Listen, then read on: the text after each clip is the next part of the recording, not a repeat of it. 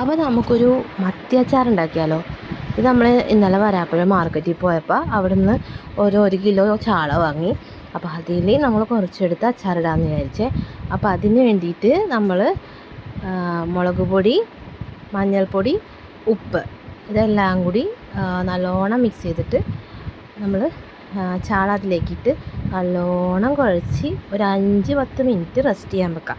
എത്ര മിനിറ്റ് വേണമെങ്കിലും റെസ്റ്റ് ചെയ്യാൻ വയ്ക്കുക. അത് നമുക്ക് അപ്പോൾ നമ്മളിത് റെസ്റ്റ് ചെയ്യാൻ വെച്ച് അത് കഴിഞ്ഞ് നമ്മൾ ഇത് നല്ലോണം വറുത്തെടുക്കണം. അപ്പം അതിന് മുന്നേ ഇഞ്ചി, വെളുത്തുള്ളി, പച്ചമുളക്, കറിവേപ്പില എല്ലാം റെഡിയാക്കി വെക്കുക.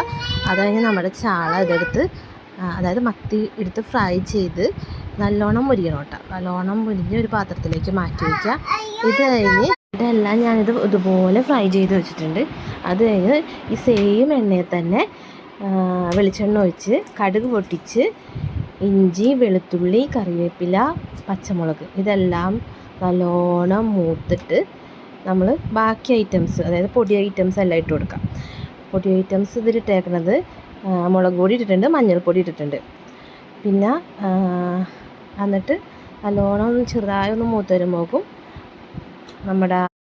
നമ്മുടെ മത്തി ഇട്ട് കൊടുക്കാം. എന്നിട്ട് കുറച്ച് ചൊറുക്ക് വയ്ക്കാം. എന്നിട്ട്